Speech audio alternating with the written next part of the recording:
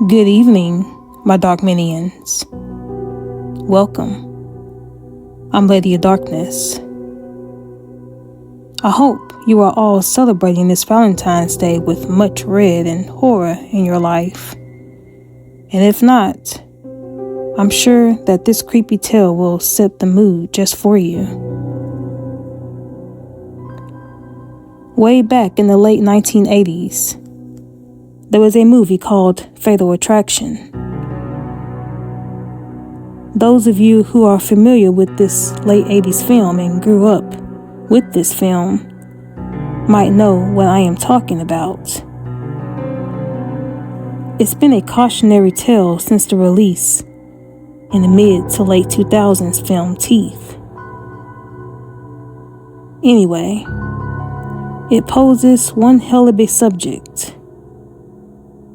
What would you do if you found yourself in a dangerous affair of fatal attraction? What if you got to meet your secret admirer? What if you got to meet your secret stalker? What would you say to him or her? What would you expect? Would your expectations be let down? Well, such subject is the theme for tonight's tale, with a rather darker twist, and shall I add. Once again, my dark minions, you know what time it is. It's time to relax with your favorite drink and snack, and join me for tonight's tale. Come a little closer, and we will begin.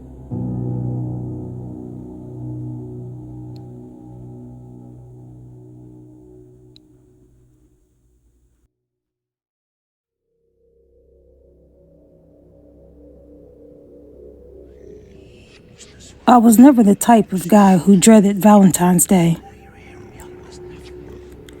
That special time of the year when everything is coated in pink and red hearts and chocolate sweet goodies are given.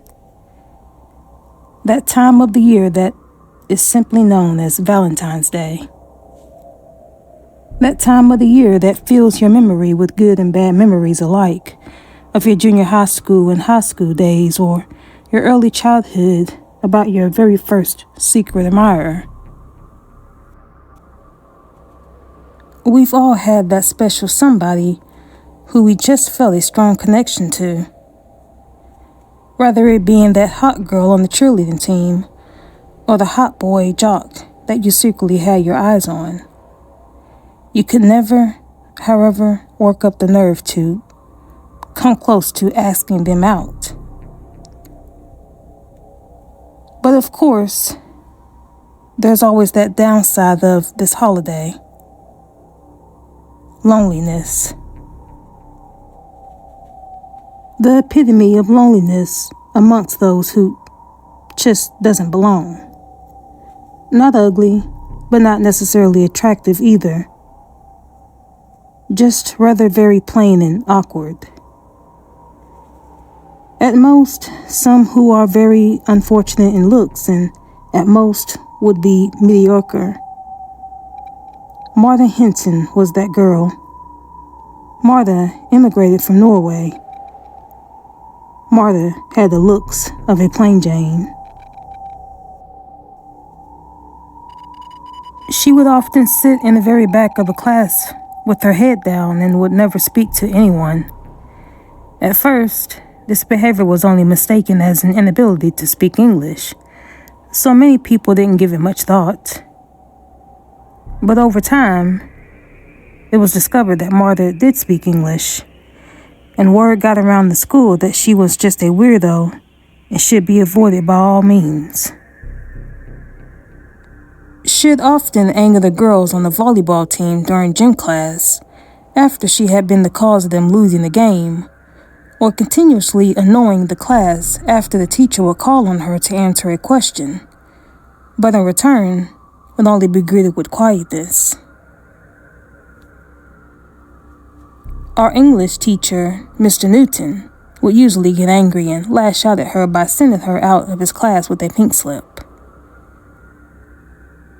After some time, we all had been convinced that all of the teachers had hated Martha, and when given any chance, they would taunt her for the pettiest things. "So, who do you plan on sending roses to this year?"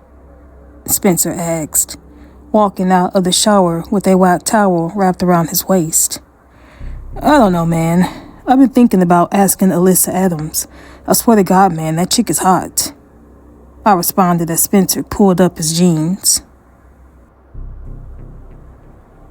"So, Felix, do you have any plans? We all know that you're a ladies' man." I hesitated as I buttoned up my shirt and shook my head. "Don't act like you don't know, man. We all know that you have the reputation of boning some of the hottest chicks in the school." "I don't know, Spencer. That new girl has been on my mind lately." "You aren't talking about that meet Martha Hinton, are you? That girl was flat out creepy, man." "Don't you think that maybe she's just stupid?" Spencer continued. "I'm not talking about her. The other girl. The new girl, Natasha Simmons," I responded sharply. "I still think you should watch your back. That Martha chick has a thing for you, and I don't just mean just having the thing. I think she may even be obsessed," Spencer informed. This wasn't something that I wanted to hear, but the signs were there and they had been clearly obvious. Just last week, when I had been the only boy standing in a boys' changing room, I had turned around to see Martha standing quietly behind me with my iPhone clutched in her hand. Then there had been the incident just a day or two ago when I had found myself having missed my bus after I had unintentionally fallen asleep in final class, only to awake to see Martha staring directly at me. She had almost been looking at me hungrily. The stupid bitch hadn't even bothered to wake me. That bitch. I could have killed her right there on the spot that day. I called my parents that day for them to come and pick me up after I had told them I had missed my bus. Instead, I was denied and I was left with no other choice but to walk home. It was raining that day and I really wasn't up for walking. Martha offered me a ride home and, down on my luck, I took up her offer. I wouldn't be surprised if Martha was somewhere hiding in the boys' changing room right now to sneak a peek of your junk. And you know that's what girls like, dude," Spencer joked as he finished dressing then shuffled out of the changing room. That following night, I lie in bed awake as I had been surrounded in darkness. I had never been afraid of the dark. I wasn't a fan, but I wasn't afraid of it either. As far as I could remember, I had never been afraid of the dark. But however, tonight, something about it felt odd, a little scary. My plain digital red-lit clock had been telling me that it had been 11:30 p.m., even though it felt later. But I still couldn't shake this feeling of being watched. I brushed the feeling off and thought it to be my imagination and tried desperately to go to sleep. I had suddenly heard a screeching sound up against my window just outside, which filled me with terror. Filled with panic, I quickly rose up to search for the source of the sound. It really hadn't fazed me much at first about hearing that noise. I lived out in the country and it wasn't unusual for animals to be roaming around at this time of night. A cat. Yeah, that's what it was, man. It was just a cat. I had been almost entirely convinced that that was the source of the sound until I could have sworn I seen something just outside my bedroom window in the corner of my eye. Whatever fear I was feeling or thought I had been feeling had quickly been replaced with anger, rage, blood-boiling rage. Standing just outside my bedroom window had stood Martha Henson. I would recognize her face miles away in a crowd, and I was sure it was her. Her long dark hair fell to her mid-back, and her bangs draped down above her warm chocolate brown eyes. The white shirt she had been wearing, with hip huggers, had nearly made her appear ghostly, as she gazed directly at me with empty eyes.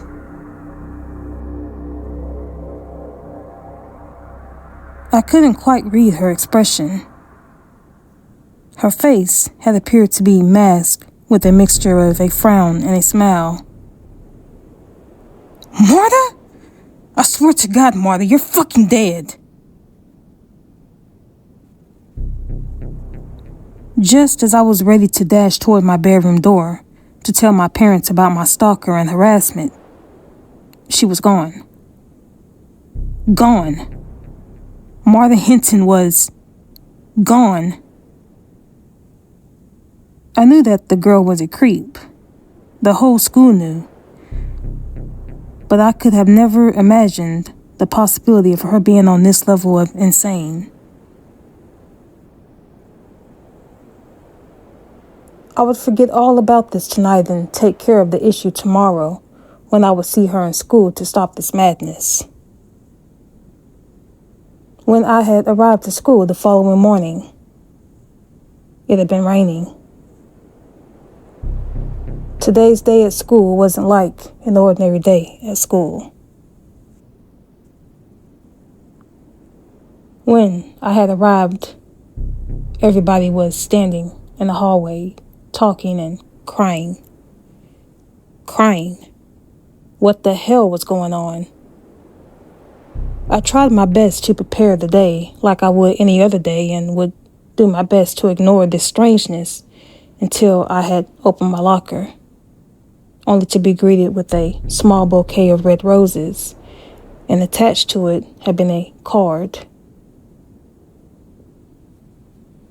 It had been dated from yesterday's date. The card had read, "I just wanted you to know that I've liked you since I saw you. Your smile is the cutest and brightest thing I've ever seen. Martha Henson." Dude, haven't you heard? The whole school is losing their mind over this.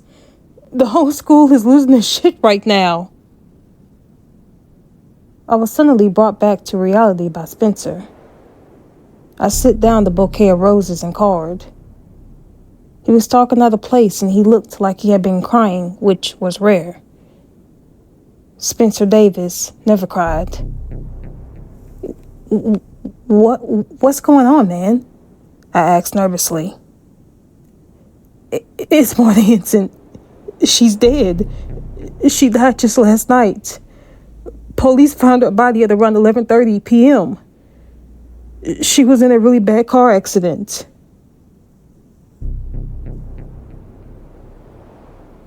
I attended English class that same day, expecting to see Martha sitting in the back of the classroom. But when I did look back to sneak a glance, she wasn't there. A year has now passed since Martha Henson's passing, and since then, I am now a senior. Every once in a while, I find myself falling asleep during last period of class. And when I am awake, for a split second, I swear it's her. I see Martha Henson's eyes gazing back at me.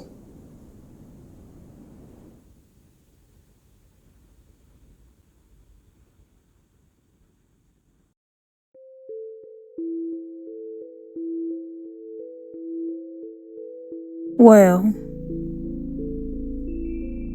I warned you that it was a dark one, didn't I? So what did you think of that? Was it a feels postal or just simply dark and creepy? Let me know in the comment section below. I'm looking forward to reading the comments about this one. I would like to thank my small audience for your support as usual. It can be quite challenging for new narrators here on YouTube, so your support does help and mean the world to me. Thank you so much for taking the time to drop by and spend your Valentine's Day with me. Until next time, sweet dreams.